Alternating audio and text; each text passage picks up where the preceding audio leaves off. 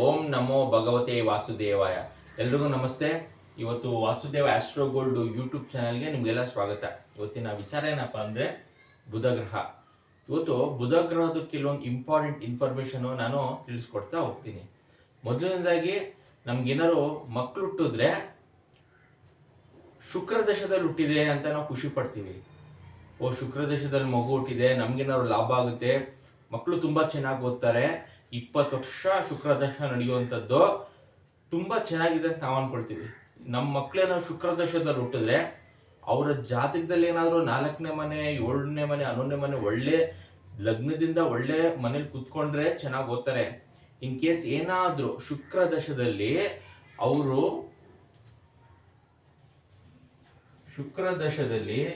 6ನೇ ಮನೆ, 8ನೇ ಮನೆ ಮತ್ತು 12ನೇ ಮನೆ ಕುತ್ಕೊಂಡ್ರೆ ಯಾವ್ದಾದ್ರು ಒಂದು ಕೆಟ್ಟ ಚಟಗಳಿಗೆ ಅಡಿಕ್ಷನ್ಸ್ ಆಗೋದು, ಬ್ಯಾಡ್ ಫ್ರೆಂಡ್ಸ್ ನ ಮಾಡ್ಕೊಳ್ಳುವಂಥದ್ದು, ದುಡ್ಡನ್ನ ಕಳಿಯುವಂಥದ್ದು ಈ ರೀತಿ ಆಗ್ತಿರುತ್ತೆ.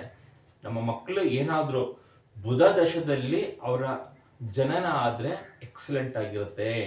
ಅದ್ರಲ್ಲೂ ಎಜುಕೇಶನ್, ನಾವು ಮಕ್ಕಳು ಹುಟ್ಟಿದ ತಕ್ಷಣನೇ ಒಂದು ಹೆಲ್ತ್ ನೋಡ್ತೀವಿ, ಒಂದು ಎಜುಕೇಶನ್ ನೋಡ್ತೀವಿ. ಅವರ ಕಾಂಬಿನೇಷನ್ ಅಲ್ಲಿ ದಶದಲ್ಲಿ ಮಗು ಹುಟ್ಟಿದ ತಕ್ಷಣನೇ ನಾವ್ ಏನ್ ಮಾಡ್ಬೇಕು, ಅವ್ರದ್ದು ಹೆಲ್ತ್ ಹೆಂಗಿದೆ ಅಂತ ನಾವು ನೋಡ್ಕೊಳ್ಳೇಬೇಕಾಗುತ್ತೆ.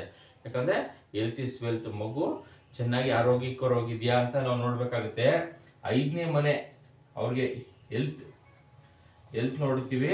ಹೆಲ್ತ್ ಆಗಿದ ತಕ್ಷಣನೇ ಬುಧ ದಶ ಇರುವಂತದ್ದು 17 ವರ್ಷ ಇರುತ್ತೆ. ಬುಧ ದಶ 17 ವರ್ಷ ಬುಧ ದಶ ಇರುತ್ತೆ. ಈ 17 ವರ್ಷದಲ್ಲಿ ಅವರ ಎಜುಕೇಶನ್ಗೆ 4ನೇ ಮನೆ ಎಜುಕೇಶನ್ ತಂದ್ಕೊಡುತ್ತೆ. ಮತ್ತೆ ಅವ್ರು ಹೈಯರ್ ಸ್ಟಡೀಸ್ ಬೇಕು ಅಂದ್ರೆ 9ನೇ ಮನೆ, ಇದು ಬೇಸಿಕ್ ಸ್ಟಡೀಸ್ಗೆ, ಹೈಯರ್ ಸ್ಟಡೀಸ್ಗೆ 9ನೇ ಮನೆ ಅವ್ರಿಗೆ ಒಳ್ಳೆ ಎಜುಕೇಶನ್ ತಂದ್ಕೊಡುತ್ತೆ. ಬುಧ ದಶದಲ್ಲಿ ಅವರ ಜನನ ಆಗಿ ಈ ಕಾಂಬಿನೇಷನ್ಸ್ ಇದ್ರೆ 4 ಮತ್ತೆ 9ನೇ ಮನೆ, 4ನೇ ಮನೆ ಮತ್ತು 9ನೇ ಮನೆ ಅವರ ದಶಾಭುಕ್ತಿ ಇಂಡಿಕೇಟ್ ಆದ್ರೆ ಅವರು ಚೆನ್ನಾಗಿ ಒಳ್ಳೆ ಎಜುಕೇಶನ್ ತಗೊಳ್ತಾರೆ. ಅವರು ಒಳ್ಳೆ ಅವ್ರ ಮಾರ್ಕ್ಸ್ ಕಾರ್ಡ್ ಮೇಲೆ ಇರುತ್ತೆ ಕಾಂಬಿನೇಷನ್ ಅಲ್ಲಿ. ಇನ್ ಕೇಸ್ ಸರ್ ಬುಧ ದಶದಲ್ಲೇ ಜನನ ಆಗಿದೆ, ಕಾಂಬಿನೇಷನ್ ಅಲ್ಲಿ ಆಜ್ಞೆ ಹೇಳಿದ್ನಲ್ಲ, ಶುಕ್ರನ್ ತರ 6ನೇ ಮನೆ, 8ನೇ ಮನೆ ಮತ್ತು 12ನೇ ಮನೆಯಲ್ಲಿ ಏನಾದ್ರು ಇದ್ರೆ ಅವರು ಕೂಡ ಸ್ವಲ್ಪ ಎಜುಕೇಶನ್ ಅಲ್ಲಿ ವೀಕ್ ಆಗಿರ್ತಾರೆ.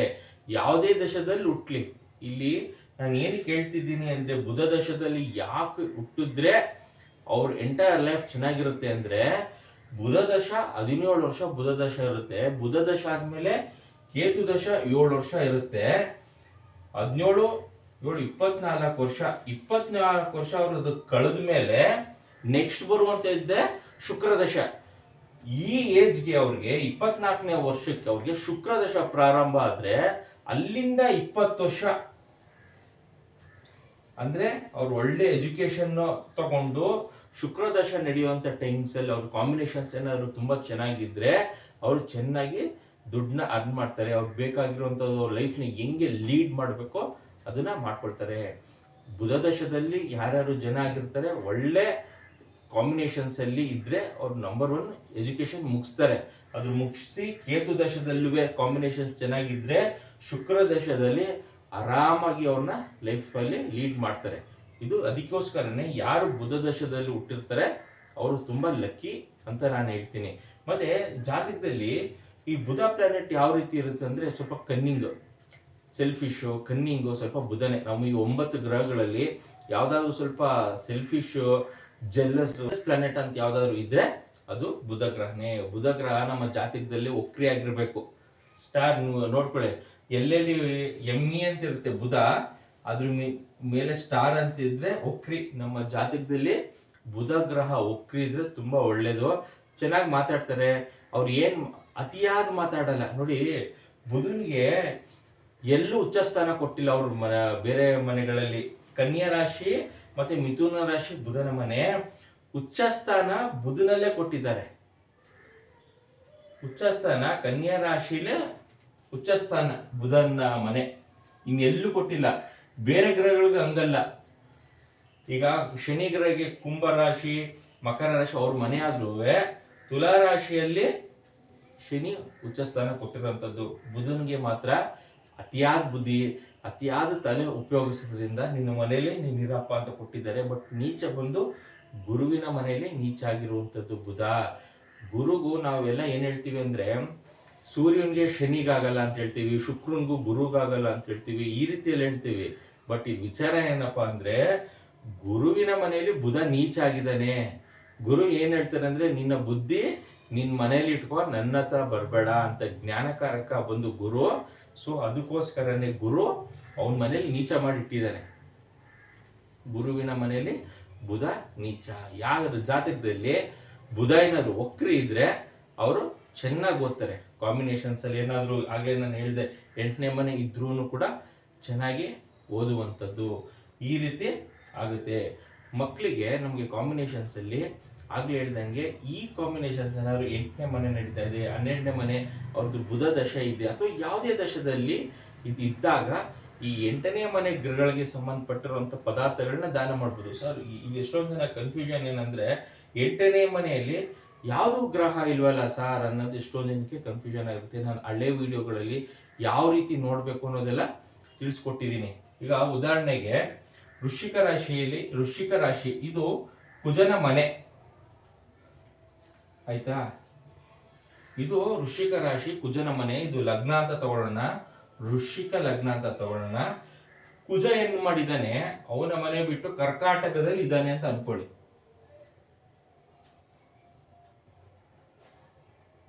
ಇದು 1ನೇ ಮನೆ ಅಂತ ತಗೊಳ್ಳೋಣ. 1 2 3 4 5 6 7 8 9 10 11 12 ಇಲ್ಲಿ ಖಾಲಿ ಇದೆ. 6ನೇ ಮನೆ ಕುಜನ್ ಮನೆನೆ, ಇಲ್ಲೂ ಖಾಲಿ ಇದೆ. 9ನೇ ಮನೆ ಕುಜ, ಆಯ್ತಾ? ಇಲ್ಲೇನಾಗುತ್ತೆ ಅಂದ್ರೆ, ಕುಜಂದು 9ನೇ ಮನೆ ಇಟ್ಟಾಗುತ್ತೆ 1 3 ಅಡಿಷನಲ್ ಆಗಿ 6 ಆಗುತ್ತೆ. ನೋಡಿ, 1ನೇ ಮನೆ ಫಲಾನು ಕೊಡ್ತೀನಿ, 6ನೇ ಮನೆ ಫಲಾನು ಕೊಡ್ತೀನಿ. ಬಟ್ ನಾನು ಕೊಡ್ತಿರೋಂಥದ್ದು 9ನೇ ಮನೆ, ಇದ್ರ ಮನೆ ಫಲ ಜಾಸ್ತಿ ಕೊಡ್ತೀನಿ ಅಂತ. ಇದೇ ಕಾನ್ಸೆಪ್ಟ್ ಮೇಲೆ ಲಗ್ನದಲ್ಲಿ ವರ್ಕ್ ಆಗುತ್ತೆ.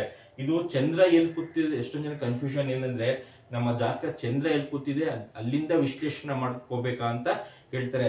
ಮತ್ತೆ ಸರ್ ಇದೇನು ಖಾಲಿ ಇದೆಯಲ್ಲ, ಮಿಕ್ಕಿದ್ದ ಮನೆಗಳೆಲ್ಲ ಖಾಲಿ ಇದೆಯಲ್ಲ ಅಂತ ಎಷ್ಟೊಂದು ಜನಕ್ಕೆ ಪ್ರಶ್ನೆ ಇರುತ್ತೆ. ನೋಡಿ, ಖಾಲಿ ಈ ರೀತಿ ವರ್ಕ್ ಮಾಡುತ್ತೆ. ಇದೇ ರೀತಿ ಅವ್ರು ಎಲ್ಲಿರುತ್ತೆ ಅನ್ನೋದು ನಮ್ಗೆ ನೋಡ್ಕೊಳ್ಬೇಕಾಗುತ್ತೆ. ಇನ್ನ ಒಂದು ಉದಾಹರಣೆ ಕೊಡ್ತೀನಿ. ಬುಧ ಕನ್ಯಾ ರಾಶಿಲೇ ಇದಾನ ಅಂತ ಅನ್ಕೊಳ್ಳೋಣ.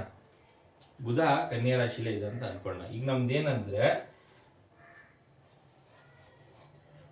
ಬುಧ 8ನೇ ಮನೆ ಮತ್ತು 11ನೇ ಮನೆ ಫಲ ಕೊಡ್ತಾನೆ. ಇದು ಡಿಗ್ರಿ ವೈಸ್ ಅಲ್ಲಿ ಎಲ್ಲಿ ಕೂತಿದೆ ಅನ್ನೋದು ಇಂಪಾರ್ಟೆಂಟ್ ಆಗುತ್ತೆ. ಡಿಗ್ರಿ ವೈಸ್ ಅಲ್ಲಿ ಎಲ್ಲಿ ಕೂತಿದೆ ಅನ್ನೋದು ಇಂಪಾರ್ಟೆಂಟ್ ಆಗುತ್ತೆ. 8ನೇ ಮನೆಗೆ ಇಟ್ಟಾಗಿರುತ್ತೆ, ಇದ್ರ ಜೊತೆಗೆ 11ನೇ ಮನೆ ಫಲನು ಕೊಡ್ತಾನೆ. ಅಥವಾ 8ನೇ ಮನೆಯಲ್ಲಿ ಕೂತಿದ್ರೆ 8ನೇ ಮನೆ ಇಟ್ಟಾಗಿರುತ್ತೆ, ಇಲ್ಲ 11ನೇ ಮನೆಯಲ್ಲಿ ಕೂತಿರೋದ್ರಿಂದ 11ನೇ ಮನೆ ಇಟ್ಟಾಗಿರುತ್ತೆ, ಅದ್ರ ಜೊತೆ 8ನೇ ಮನೆ ಕೂಡ ಆಡ್ ಅಪ್ ಆಗಿರುತ್ತೆ. ಈ ರೀತಿ ಅದು ಎಲ್ಲಿ ಕೂತಿರುತ್ತೆ ಅದ್ರ ಗ್ರಹಗಳ ಜೊತೆ ಆಡ್ ಅಪ್ ಆಗ್ತಾ ಹೋಗುತ್ತೆ. ಖಾಲಿ ಮನೆ ಇದೆಯಾ ಅಂತ ಎಷ್ಟೊಂದು ಜನ ಕನ್ಫ್ಯೂಸ್ ಮಾಡ್ಕೊಂಡಿದ್ದಾರೆ. ಇದೇನಾಗುತ್ತೆ ಅಂದ್ರೆ, ಈ ಅಪರೂಪಕ್ಕೆ ಒಂದ್ಸಲ ನಾವು ಡೇ ಟು ಟೈಮ್ ಸ್ಪೇಸ್ ಹಾಕೊಂಡು ನೋಡಿದಾಗ ಈ ಕೆಲವೊಬ್ರು ಇನ್ನ ಕಲಿಯುವಂತ ವಿಚಾರಗಳಿರುತ್ತೆ, ಈ ಕಲಿಯಕ್ಕೆ ಸ್ಟಾರ್ಟ್ ಮಾಡಿರುತ್ತೆ ಅಸ್ಟ್ರಾಲಜಿ, ಅವ್ರಿಗೆ ಇದೆಲ್ಲ ಕನ್ಫ್ಯೂಷನ್ ರೈಸ್ ಆಗ್ತಾ ಹೋಗುತ್ತೆ. ಈ ಬೇರೆ ಮನೆಗಳೆಲ್ಲ ಖಾಲಿ ಇದೆಯಲ್ಲ, ಆ ಮನೆಗಳದ್ದು ಫಲ ನಮ್ಗೆ ಸಿಗಲ್ವಾ ಅಂತ. ಖಂಡಿತ 12 ಮನೆ ಫಲಗಳು ನಮ್ಗೆ ಇನ್ವಾಲ್ವ್ ಆಗಿರುತ್ತೆ. ಅದನ್ನ ನೋಡ್ಕೊಳ್ಳುವಂಥದ್ದೇ ನಮ್ಗೆ ದಶಾಭುಕ್ತಿ ನೋಡ್ಕೊಳ್ಬಹುದು. ಇದು ಮೇನ್ ಟಾಪಿಕ್ ಹೇಳಿದ್ದು. ಇದ್ರ ಜೊತೆಗೆ ನಕ್ಷತ್ರದಲ್ಲಿ ಯಾವ್ದಿದೆ, ಉಪನಕ್ಷತ್ರದಲ್ಲಿ ಯಾವ್ದಿದೆ, ಅದು ತುಂಬಾ ಇಂಪಾರ್ಟೆಂಟ್. ಈಗ ಬುಧ ದಶ ಅಂತ ಹೇಳಿದೆ. ಈ ಬುಧ ದಶದಲ್ಲಿ ನಕ್ಷತ್ರ ಅಂತ ಬರುತ್ತೆ. ಇದರಲ್ಲಿ ನಕ್ಷತ್ರ ಮತ್ತೆ ಉಪನಕ್ಷತ್ರ ಯಾವ್ದು ಗ್ರಹಗಳು ಬಂದಿದೆ ಅದ್ರ ಮೇಲೆ ಫಲ ಕೂಡ ಡಿಪೆಂಡ್ ಆಗಿರುತ್ತೆ. ಇದೊಂದು 50% ಕೊಟ್ರೆ ನಕ್ಷತ್ರದಲ್ಲಿ ಯಾವ ಫಲ ಇದೆ, ಉಪನಕ್ಷತ್ರದಲ್ಲಿ ಅದೊಂದು 20+ ಆಗುತ್ತೆ, ಉಪನಕ್ಷತ್ರದಲ್ಲಿ ಒಂದು 30 ಆಗುತ್ತೆ. ಆಗ 100% ರಿಸಲ್ಟು ಅವ್ನು ಏನ್ ಸಮಸ್ಯೆದಲ್ಲಿ ಇದ್ದಾನೆ, ಸಿಗಾಕೊಂಡಿದ್ದಾನೆ, ಅವ್ನು ಎಜುಕೇಶನ್ ಮಾಡ್ತಾನ ಇಲ್ವಾ ಅನ್ನೋದು ಡೆಪ್ತ್ ಅಲ್ಲಿ ಹೋಗಿ ಚೆಕ್ ಮಾಡ್ತಾ ಇರ್ಬೋದು. ಸೊ ಆಗ್ಲೇ ಹೇಳ್ದಂಗೆ, ಯಾರಿಗೆ ಬುಧ ದಶದಲ್ಲಿ ಮಕ್ಕಳು ಹುಟ್ಟಿರ್ತಾರೆ ತುಂಬಾ ಚೆನ್ನಾಗಿ ಓದ್ತಾರೆ. ಇಷ್ಟೊಂದು ಜನ ಸರ್ ಏನು ಮಂತ್ರ ಹೇಳ್ಬೇಕು ಬುಧ ದಶದಲ್ಲಿ ಹುಟ್ಟಿದ್ದಾರೆ ಅಂದ್ರೆ, ನೋಡಿ, ಓಂ ಬ್ರಾಂ ಬ್ರೀಂ ಬ್ರೋಂ ಸಹ ಬುಧಾಯ ನಮ ಅಂತ ಒಂದು ಮಂತ್ರ ಹೇಳ್ಕೊಳ್ಳಿ. ಯಾರಿಗೆ ಸ್ಟ್ರಾಂಗ್ ಆಗಿದೆ ಬುಧ, ಅವರು ಎಮ್ರಾಲ್ಡ್ ಪಚ್ಚೆಯನ್ನ ಹಾಕೊಂಡ್ರೆ ತುಂಬಾ ಸ್ಟ್ರಾಂಗ್ ಆಗಿರ್ತಾರೆ. ಅವರ ಕಿರು ಬೆಟ್ಗೆ ಅಲ್ಲ ಅಂದ್ರೆ ಕೊನೆಯ ಬೆಟ್ಗೆ ಪಚ್ಚೆ. ಸೊ ಇನ್ನೊಂದು ಏನಪ್ಪಾ ಅಂದ್ರೆ ಬಿಸ್ನೆಸ್ಗೆ ಕೂಡ ಬುಧ ಗ್ರಹ ತುಂಬಾನೇ ಹೆಲ್ಪ್ ಮಾಡಿರುತ್ತೆ. ಇಂಥ ಟೈಮಿಂಗ್ಸ್ ಅಲ್ಲಿ ಈಗ ಎಷ್ಟೊಂದು ಜನಕ್ಕೆ ಬುಧ ದಶ ನಡೀತಾ ಇರುತ್ತೆ. ಕಾಂಬಿನೇಷನ್ಸ್ ಅಲ್ಲಿ ಏನಾದ್ರು 8ನೇ ಮನೆ ಯಾರಿಗೆ ವ್ಯಕ್ತಿಗೆ 8 ಮತ್ತೆ 12 ಸಮಸ್ಯೆ ಕೊಡ್ತಾನೆ ಇರುತ್ತೆ. ಅದು ಎಜುಕೇಶನ್ ಅಲ್ಲಿ ಇರ್ಬೋದು ಅಥವಾ ಒಂದು ಬಿಸ್ನೆಸ್ ಫೀಲ್ಡ್ ಅಲ್ಲಿ ಇರ್ಬೋದು, ಸಮಸ್ಯೆ ಕೊಡ್ತಾನೆ ಇರುತ್ತೆ. ಅವರ ಜಾತಕದಲ್ಲಿ ಬೇರೆ ಭುಕ್ತಿ ಅಂತರ್ಭುಕ್ತಿ ಯಾವ್ದು ಸ್ಟ್ರಾಂಗ್ ಆಗಿದೆ ಆ ಗ್ರಹಗಳಿಗೆ ಸಂಬಂಧಪಟ್ಟಿರೋದು ಉಂಗುರ ರುದ್ರಾಕ್ಷಿ ಮಂತ್ರ ಪಠನೆ ಮಾಡಿದ್ರೆ ನೆಗೆಟಿವ್ ಇರುವಂತ ಗ್ರಹಗಳಿಗೆ 8ನೇ ಮನೆ ಅಲ್ಲಿಂದ ಸ್ವಲ್ಪ ಸಮಸ್ಯೆ ಕಡಿಮೆ ಆಗ್ತಾ ಹೋಗುತ್ತೆ. ಸೊ ನಾವು ಅವ್ರ ಹಸ್ತದಲ್ಲೂ ಕೂಡ ನೋಡ್ಬೋದು, ಬುಧ ಕೊನೆಯ ಬಿಟ್ಟು ಇಲ್ಲಿ ಏನಾದ್ರೂ ಒಂದು ಲೈನ್ಸ್ ಇದ್ರೆ ಅವರು ಬಿಸ್ನೆಸ್ ಕೂಡ ಮಾಡ್ಬೋದು ಅಂತ ನಾವು ತಿಳಿಸ್ತೀವಿ. ಈ ಕೊನೆಯ ಬಿಟ್ಟಿದೆಯಲ್ಲ ಇಲ್ಲಿ ಈ ಜಾಗದಲ್ಲಿ ಈ ಪರ್ವ ಬುಧನ ಪರ್ವದಲ್ಲಿ 1 ಲೈನು ಅಥವಾ 2 ಲೈನ್ಸ್ ಇದ್ರೂ ಕೂಡ ಅವ್ರಿಗೆ ಬಿಸ್ನೆಸ್ ಯೋಗಗಳು ಇರುತ್ತೆ. ಬಿಸ್ನೆಸ್ ಯೋಗಗಳಲ್ಲಿ ನಮಗೆ ಶುಕ್ರ ದಶನೇ ಬರಬೇಕು ಅನ್ನೋದೇನಿಲ್ಲ. ಬುಧ ದಶನು ತುಂಬಾನೇ ಒಳ್ಳೆ ಚೆನ್ನಾಗಿ ದುಡಿಯುವಂಥದ್ದು, 17 ವರ್ಷ ನಡೆಯುವಂಥದ್ದು ಬುಧ ದಶ. ನಮಗೆ ಶುಕ್ರ, ಬುಧ ಮತ್ತೆ ಶನಿ, ಗುರು, ರಾಹು ಇವರೆಲ್ಲ ತುಂಬಾ ದಶಗಳು ನಡೆಸ್ತಾರೆ. ಯಾಕಂದ್ರೆ ನೋಡಿ, ಶನಿ ಗ್ರಹ 19 ವರ್ಷ, ಗುರು ದಶ 16 ವರ್ಷ, ರಾಹು ದಶ 18 ವರ್ಷ, ಬುಧ 17 ವರ್ಷ. ಇವರೆಲ್ಲ ಜಾತಕದಲ್ಲಿ ಒಂದು ಸಲ ಅವರು ಬಂತು ಅಂದ್ರೆ 20 ವರ್ಷ. ಶುಕ್ರ ಅಂದ್ರೆ 20 ವರ್ಷ. ಆಗ್ಲೇ ಹೇಳ್ದಂಗೆ ಅವರು ಎಜುಕೇಶನ್ ಮುಗಿಸ್ಕೊಂಡು ಬುಧ ದಶ ಮುಗಿದು ಕೇತು ದಶ 7 ವರ್ಷ ಆದ್ಮೇಲೆ ನೆಕ್ಸ್ಟ್ ಶುಕ್ರ ದಶ ಬರೋಷ್ಟರಲ್ಲಿ ಚೆನ್ನಾಗಿ ಅವ್ರ ಲೈಫ್ ನ ಲೀಡ್ ಮಾಡ್ತಾರೆ, ಚೆನ್ನಾಗಿ ಸಂಪಾದನೆ ಮಾಡ್ತಾರೆ. ಶುಕ್ರ ದಶದಲ್ಲೇ ಹುಟ್ಟಿದ್ದಾರೆ, ಏನು ಮಾಡೋಕ್ಕಾಗಲ್ಲ. ಕಾಂಬಿನೇಷನ್ಸ್ ಅಲ್ಲಿ ಯಾವುದೇ ದಶದಲ್ಲಿ ಹುಟ್ಲಿ, ಅವರು ಯಾವ ಮನೆ ಆಯ್ಕೆ ಮಾಡ್ಕೊಂಡಿದೆ ಆ ಗ್ರಹ ಅನ್ನೋದ್ರ ಮೇಲೆ ಡಿಪೆಂಡ್ ಆಗುತ್ತೆ ಹೊರತು ನಮ್ಗೆ ಇಂಥ ಗ್ರಹ ಅದ್ರಲ್ಲಿ ನಮ್ಮ ಕೈಲಿ ಏನು ಇರಲ್ಲ. ಯಾವುದೇ ಒಂದು ಮಗು ಹುಟ್ಟಿದ್ರೆ ಅವ್ರು ಇಂಥ ಸಮಯದಲ್ಲಿ ಹುಟ್ಟಬೇಕು ಅವೆಲ್ಲ ನಾವು ಏನೂ ಮಾಡೋಕ್ಕಾಗಲ್ಲ. ಎಷ್ಟೊಂದು ಜನ ಅದನ್ನು ಕೇಳ್ತಾರೆ, ಸರ್ ಇದು ಯಾವ ಟೈಮಿಂಗ್ಸ್ ಅಲ್ಲಿ ಸಿಸೇರಿಯನ್ ಮಾಡಿಸ್ಕೊಂಡು ಡಾಕ್ಟರ್ ಕೇಳ್ತಿದ್ದಾರೆ ಅಂತ. ಎಷ್ಟೊಂದು ಜನ ನಕ್ಷತ್ರಗಳನ್ನೆಲ್ಲ ಫಿಕ್ಸ್ ಮಾಡ್ತಾರೆ. ನಮಗೆ ಈ ಮೂಲ ನಕ್ಷತ್ರ ಆಗ್ಬರಲ್ಲ, ಆಶ್ಲೇಷ ನಕ್ಷತ್ರ ಆಗ್ಬರಲ್ಲ, ಮತ್ತೆ ಇಂಥ ಟೈಮಿಂಗ್ಸು ಈಗ 1/1/2026 ಇಂಥ ದಿವಸ ಮಾಡಿಸ್ಕೊಂಡ್ರೆ ಮಗು ಇಂಥ ದಶದಲ್ಲಿ ಹುಟ್ಟುತ್ತೆ ಅಂತೆಲ್ಲ ನಾವು ಎಷ್ಟೇ ಪ್ಲಾನ್ ಮಾಡಿದ್ರು ನಾವು ಒಂದು ಸಮುದ್ರದಲ್ಲಿ ಒಂದೇ ಒಂದು ಹನಿ ನೀರಷ್ಟು ಅಷ್ಟೇ ನಮ್ದು ಪವರು. ನಾವು ಕಲ್ತಿರೋದು ಏನೇ ಆಗಲಿ, ಇನ್ನು ಮಿಕ್ಕಿದ್ದು ಸಮುದ್ರದಷ್ಟು ಪವರ್ ಭಗವಂತನ ಅಲ್ಲಿರುತ್ತೆ. ಭಗವಂತನಿಗೆ ನಾವು ಮೀರಿಸುವಷ್ಟು ದೊಡ್ಡವರು ಯಾರೂ ಇಲ್ಲ ಭೂಮಿ ಮೇಲೆ. ನಾವೇನಂದ್ರೆ ಈ ಜ್ಯೋತಿಷ ಶಾಸ್ತ್ರ ಒಂದು ಸಣ್ಣ ವಿಚಾರ, ಅದರಲ್ಲೂ ಎಷ್ಟೊಂದು ಜನ ಮೋಸ ಮಾಡ್ತಾ ಇದ್ದಾರೆ. ನಿಮ್ಮ ಮಕ್ಕಳಿಗೆ ಈ ದೋಷ ಇದೆ, ಸಾಡೆ ಸಾತೆ ಇದೆ, ಕಾಳಸರ್ಪ ದೋಷ ಇದೆ ಅಂತ ಪ್ರತಿಯೊಂದು ವಿಚಾರದಲ್ಲೂ ಅವರು ಸ್ಟಾರ್ಟಿಂಗ್ ಅವರು ಜಾತಕವನ್ನ ವಿಶ್ಲೇಷಣೆ ಕೊಟ್ಟಾಗ್ಲೂ ಆಗ್ಲಿಂದಾನೇ ಒಂದು ಸಮಸ್ಯೆಯಲ್ಲಿ ಕಟ್ಟಿಸ್ಬಿಟ್ಟಿರ್ತಾರೆ. ಪೇರೆಂಟ್ಸ್ಗೆ ಎಷ್ಟು ಸಮಸ್ಯೆ ಆಗಿರುತ್ತೆ ಅಂದ್ರೆ ಯಾವುದೇ ವಿಚಾರಕ್ಕೆ ಬಂದಾಗ್ಲೂ ಓ ಇವ್ನಿಗೆ ಕುಜದೋಷ ಇದೆ ಅದಕ್ಕೆ ಓದ್ತಾ ಇಲ್ಲ ಅನ್ನೋದು ಮಾನಸಿಕವಾಗಿ ಬಂದ್ಬಿಟ್ಟಿದೆ ಇವತ್ತಿನ ಕಾಲದಲ್ಲಿ. ಏನೇ ನೀವು ತಗೊಳ್ಳಿ, ಒಂದು ಮಕ್ಕಳು ಓದ್ತಿಲ್ಲ, ಓ ನಿನ್ಗೆ ಕುಜದೋಷ ಇದೆ, ಓ ವಕ್ರಿ ಆಗೋಗಿದೆ ಅನ್ನೋದೇ ಎಷ್ಟೊಂದು ಜನಕ್ಕೆ ಸಮಸ್ಯೆ ಆಗಿರುತ್ತೆ. ನಾನು ಹೇಳ್ತೀನಿ, ನಿಮ್ ಜಾತಕದಲ್ಲಿ ಶನಿ ಗ್ರಹ ವಕ್ರಿ ಇರಬೇಕು, ಬುಧ ಗ್ರಹ ವಕ್ರಿ ಇರಬೇಕು, ಕುಜ ಗ್ರಹ ವಕ್ರಿ ಇರಬೇಕು, ಆಗ್ಲೇನು ತುಂಬಾ ಸ್ಟ್ರಾಂಗ್ ಆಗಿರ್ತೀರಾ ಅಂತ ನಾನು ಹೇಳ್ತೀನಿ. ಎಷ್ಟೊಂದು ಜನ ಇದನ್ನೇ ಅವ್ರ ಮನ್ಸಿಗೆ ಹಾಕೋಬಿಟ್ಟಿರ್ತಾರೆ, ಓ ನಮ್ಮ ಜಾತಕದಲ್ಲಿ ವಕ್ರಿ ಇದೆ ಅಂತ ಹೇಳ್ಬಿಟ್ಟಿದ್ದಾರೆ. ಕುಜ 1, 2ನೇ ಮನೆ 4, 7, 8, 12 ಇದೆ, ಕುಜ ದೋಷ ಇದೆ ಅಂತ ಹೇಳ್ತಾರೆ. ಎಷ್ಟೊಂದು ಜನಕ್ಕೆ ಕಾಳ ಸರ್ಪ ದೋಷ ಇದೆ ಅಂತ ಹೇಳ್ತಾರೆ. ಸಿಂಪಲ್ ಆಗಿ ನೀವೇ ತಿಳ್ಕೊಳ್ಬಹುದು. ಯಾವುದೇ ಒಂದು ರಾಹು ಮತ್ತೆ ಕೇತುಗಳ ಮಧ್ಯೆ ಎಲ್ಲಾ ಗ್ರಹಗಳು ಬಂದ್ರೆ ಅದು ಕಾಳ ಸರ್ಪ ದೋಷ ಇರಲ್ಲ, ಯೋಗ ಇರುತ್ತೆ. ಇನ್ ಕೇಸ್ 2ನೇ ಮನೆ ಲಗ್ನದಿಂದ 2ನೇ ಮನೆಯಿಂದ ರಾಹು ಮತ್ತೆ ಕೇತುಗಳೆಲ್ಲ ಒಂದೇ ಗ್ರಹಗಳು ಬಂದ್ರೆ ಮಾತ್ರ ಅದು ಕಾಳಸರ್ಪ ದೋಷ ಆಗಿರುತ್ತೆ. ಆಗ ನೀವು ದೇವಸ್ಥಾನಗಳಿಗೆ ಹೋಗಿ ಅಲ್ಲಿ ಸ್ವಲ್ಪ ನಿವಾರಿಸ್ಕೋಬೇಕಾಗುತ್ತೆ. ಅದು ಬಿಟ್ಟು 12 ರಾಶಿಗಳಲ್ಲಿ ನಿಮ್ಗೆ 9 ರಾಶಿ ಯೋಗ ಕೊಡುತ್ತೆ. 2ನೇ ಮನೆ, 8ನೇ ಮನೆ ಮತ್ತು 12ನೇ ಮನೆ ಅಲ್ಲೇನಾದ್ರೂ ರಾಹು ಕೇತುಗಳು ಕೂತ್ಕೊಂಡು ಎಲ್ಲಾ ಗ್ರಹಗಳು ಬಂದಾಗ ಮಾತ್ರ ನಿಮ್ಗೆ ಕಾಳಸರ್ಪ ದೋಷ ಅಂತ ಹೇಳ್ಬೋದು. 2ನೇ ಮನೆಯಲ್ಲಿ ಕೂತ್ಕೊಂಡು 2ನೇ ಮನೆಯಲ್ಲಿ ರಾಹು, ಉದಾಹರಣೆಗೆ 8ನೇ ಮನೆಯಲ್ಲಿ ಕೇತು, ಎಲ್ಲಾ ಗ್ರಹಗಳು ಕೂತ್ಕೊಳ್ಬೇಕು.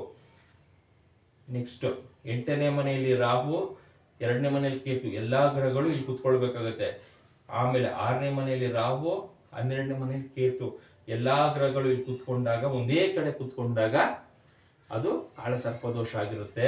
ಮತ್ತೆ ಎಷ್ಟೊಂದ್ ಜನ ನೀವೇ ನೋಡ್ಕೊಳ್ಬೋದು, ಎಲ್ಲ 7 ಗ್ರಹ ಇಲ್ಲಿರುತ್ತೆ, ಒಂದು ಗ್ರಹ ಈಚೆನೆ ಇರುತ್ತೆ, ಆದ್ರೂ ಕೂಡ ಕಾಳಸರ್ಪ ದೋಷ ಅಂತ ಹೇಳಿರ್ತಾರೆ. ಖಂಡಿತ ಆ ರೀತಿ ದೋಷಗಳು ಇರಲ್ಲ. ಏನಾಗುತ್ತೆ ಅಂದ್ರೆ ಇಲ್ಲಿ ಮಕ್ಕಳು ವಿಚಾರ, ಮಕ್ಕಳು ಹುಟ್ಟಿದ ತಕ್ಷಣನೇ ಅವ್ರಿಗೆ ಕಾಂಬಿನೇಷನ್ಸ್ ಅಲ್ಲಿ 5ನೇ ಮನೆ ಇಲ್ಲ ಅಂದ್ರೆ ಅವರು ಹೆಲ್ತ್ ಇಶ್ಯೂಸ್ ಸ್ವಲ್ಪ ಫೇಸ್ ಮಾಡ್ತಾ ಇರ್ತಾರೆ. ಅವರ ದಶಾಭುಕ್ತಿಗಳಲ್ಲಿ 5ನೇ ಮನೆ ಇರಲೇಬೇಕಾಗುತ್ತೆ. ಮತ್ತೆ 4ನೇ ಮನೆ ಇದ್ದಾಗ ಅವರು ಚೆನ್ನಾಗಿ ಓದ್ತಾರೆ. ಇದ್ರ 4ನೇ ಮನೆ ಬಿಟ್ಟು 3ನೇ ಮನೆ ಏನಾದ್ರೂ ಇದ್ರೆ ಇದ್ರ ವ್ಯಯ, 3ನೇ ಮನೆ ಏನಾದ್ರೂ ಇದ್ರೆ ಅವರು ಓದಲ್ಲ. ಈ 9ನೇ ಮನೆಗೆ 8ನೇ ಮನೆ ವ್ಯಯ ಇದ್ರೆ, ಈ 3, 8 ಇದ್ರೆ ಅವರು ಓದಲ್ಲ. ಇದಕ್ಕೆ ನಮ್ಗೆ ಆಪೋಸಿಟ್ ಆಗಿ 4 ಮತ್ತು 9 ಯಾವ ಗ್ರಹಗಳಿದೆ ಆ ಗ್ರಹಗಳಿಗೆ ಅವ್ರಿಗೆ ಮಂತ್ರ ಪಠನೆ ಮಾಡ್ಬೇಕಾಗುತ್ತೆ. ಅವ್ರು ಇನ್ನ ಚಿಕ್ಕವ್ರು ಇದ್ದಾರೆ, ರುದ್ರಾಕ್ಷ ಹಾಕಕ್ಕಾಗಲ್ಲ, ಅವ್ರಿಗೆ ಉಂಗ್ರ ಹಾಕಕ್ಕಾಗಲ್ಲ ಅಂತ್ರು ಮಂತ್ರ ಪಠನೆ ಅಂತೂ ನಾವು ಚಿಕ್ಕ ವಯಸ್ಸಿಂದಾನೇ ಅವ್ರಿಗೆ ಸ್ಟಾರ್ಟ್ ಮಾಡಿಸಿದ್ರೆ, ಯಾವ ಗ್ರಹ 4 ಮತ್ತು 9ನೇ ಮನೆಯಲ್ಲಿದೆ ಚೆನ್ನಾಗಿ ಆಗ್ಲಿಂದಾನೆ ಅವರು ಓದುವಂಥದ್ದು. ಚಿಕ್ಕ ಮಕ್ಕಳಿಂದಾನೇ ಅವ್ರಿಗೆ ದೋಷಗಳು ಇದೆ, ಅದಿದೆ, ಕಾಳಸರ್ಪ ದೋಷ ಇದೆ, ಸಾಡೆ ಸಾತಿ ನಡೀತದೆ, ಓದ್ತಾ ಇಲ್ಲ, ಅವೆಲ್ಲ ಖಂಡಿತ ಯಾವುದೇ ರೀತಿಯ ಜಾತಕದಲ್ಲಿ ಅಪ್ಲಿಕಬಲ್ ಆಗಲ್ಲ. ಯೋಗಗಳು ಕೂಡ ಕೆಲವೊಂದ್ಸಲ ಅಪ್ಲಿಕಬಲ್ ಆಗಲ್ಲ. ಯಾಕಂದ್ರೆ ಗಜಕೇಸರಿ ಯೋಗ ಅಂತ ನಾವು ಕರಿತೀವಿ, ಅಲ್ಲಿ ಗುರು ದಶನೂ ಬರಲ್ಲ ಮತ್ತೆ ಚಂದ್ರ ದಶನೂ ಬರಲ್ಲ. ಸೊ ಅದ್ ಬಂದಾಗ ಮಾತ್ರ ನಮ್ಗೆ ಅಪ್ಲಿಕಬಲ್ ಆಗಿರುತ್ತೆ. ಎಷ್ಟೊಂದ್ ಜನ ಇದನ್ನ ತಿಳ್ಕೊಳ್ದೆ ಸುಮ್ಮನೆ ದೋಷಗಳು, ನಿಮ್ಮ ಮಗಳಿಗೆ ಆ ದೋಷ ಇದೆ, ಈ ದೋಷ ಇದೆ ಅಂತ ಎದುರಿಸಿ ಎಷ್ಟೊಂದು ಪೇರೆಂಟ್ಸ್ಗೆ ಮಾನಸಿಕವಾಗಿ ಹಿಂಸೆ ಕೊಡ್ತಿರ್ತಾರೆ. ಇದನ್ನ ನಾವು ತಿಳ್ಕೊಳ್ಬೇಕು. ನಾವು ಭಗವಂತನ ಮುಂದೆ ನಮ್ದೇನೇನು ಅಲ್ಲ. ಯಾವುದೇ ಒಂದು ಈಗ ಹಾಸ್ಪಿಟ್ಲಿಗೆ ಯಾವ ಟೈಮಿಂಗ್ಸ್ ಅಲ್ಲಿ ಅಡ್ಮಿಟ್ ಆಗಬೇಕು, ಯಾವ ಟೈಮಿಂಗ್ಸ್ ಅಲ್ಲಿ ನಮಗೆ ಮಗು ಡೆಲಿವರಿ ಆಗಬೇಕು ಅನ್ನೋದು ನಮಗೆ ಕರೆ ವಿಪರೀತ ಬರುತ್ತೆ. ಇಂಥ ಟೈಮಿಂಗ್ಸ್ ಅಲ್ಲಿ ಇಂಥ ಡೇಟಲ್ಲಿ ಮಾಡ್ಕೊಳ್ಳ, ಇಂಥ ಡೇಟಲ್ಲಿ ಅಂತ. ಡಾಕ್ಟರ್ಸ್ ಏನಾದ್ರು ನಿಮ್ಗೆ ಆಪ್ಷನ್ ಕೊಟ್ರೆ ಯಾವ್ದಾದ್ರು ಒಂದು ಒಳ್ಳೆ ಡೇಟ್ ಬೇಕಾದ್ರೆ ನೀವು ಹೇಳ್ಬೋದೇ ಹೊರತು ನೀವಾಗಿ ಸ್ಪೆಸಿಫಿಕ್ ಆಗಿ ಇಂಥ ಡೇಟ್ ಬೇಕು, ಇಂಥ ಟೈಮಿಂಗ್ಸ್ ಬೇಕು ಅಂದ್ರೆ ಖಂಡಿತ ನೀವು ಅದನ್ನ ಅನ್ಪ್ರೆಡಿಕ್ಟಬಲ್, ನಿಮ್ಗೆ ಅದನ್ನ ಯೋಚನೆ ಮಾಡೋಕ್ಕೂ ಸಾಧ್ಯ ಇಲ್ಲ. ಯಾಕಂದ್ರೆ ಅಷ್ಟು ಡಿಗ್ರಿಗಳಲ್ಲಿ ಎಲ್ಲಾ ಗ್ರಹಗಳು ಚೇಂಜ್ ಆಗೋಗುತ್ತೆ. ಬರೀ ಒಂದು 4 ನಿಮಿಷಕ್ಕೆ ಎಷ್ಟೊಂದು ಗ್ರಹಗಳು ಹಿಂದೆ ಮುಂದೆ ಡಿಗ್ರಿ ವೈಸ್ ಅಲ್ಲಿ ಚಲನೆ ಆಗ್ಬಿಟ್ರು ಮುಗೀತು. ನಾವು ಅನ್ಕೊಂಡಿರ್ತೀವಿ ಜಾತಕದಲ್ಲಿ ಎಲ್ಲ 11ನೇ ಮನೆಯಲ್ಲಿದೆ, 7ನೇ ಮನೆಯಲ್ಲಿದೆ, 2ನೇ ಮನೆಯಲ್ಲಿದೆ ಅಂತ. ಖಂಡಿತ ಇರಲ್ಲ. ಅದು ನಾವು 1ನೇ ಮನೆ ಇರೋದು 12ನೇ ಮನೆ ಆಗಿರುತ್ತೆ, 11ನೇ ಮನೆ ಇರೋದು 12ನೇ ಮನೆಗೆ ಬಂದಿರುತ್ತೆ, 7ನೇ ಮನೆ ಇರೋದು 8ನೇ ಮನೆಗೆ ಹೊಂಟೋಗಿರುತ್ತೆ. ಇದೆಲ್ಲ ವಿಸ್ಮಯವಾಗಿ ವರ್ಕ್ ಮಾಡುತ್ತೆ. ತುಂಬಾ ನಾವು ನೋಡ್ಕೊಂಡು ಇವೆಲ್ಲ ಲೈಫಲ್ಲಿ ಡಿಸಿಷನ್ಸ್ ತಗೊಳ್ಬೇಕು. ನಾವು ಭಗವಂತನ ಆರಾಧನೆ ಮಾಡಿದ್ರೆ ಸಾಕು, ಖಂಡಿತ ನಮಗೆ ಒಳ್ಳೇದೇ ಆಗ್ತಾ ಹೋಗುತ್ತೆ. ಈ ತರ ಸಮಸ್ಯೆ ಇರೋರಿಗೆ 8ನೇ ಮನೆ, 3ನೇ ಮನೆ ಇಂಥ ಗ್ರಹಗಳಿಗೆ ದಾನ ಮಾಡಿಸಿದ್ರೆ ಸಾಕು, ಮಿಕ್ಕಿದ ಯಾವುದೇ ರೀತಿಯ ಟೆನ್ಷನ್ ತಗೊಳ್ಳೋ ಅವಶ್ಯಕತೆ ಇಲ್ಲ. ಇದಿಷ್ಟು ಬುಧ ಗ್ರಹನ ವಿಚಾರ, ಪ್ಲಾನೆಟ್ ಬಗ್ಗೆ.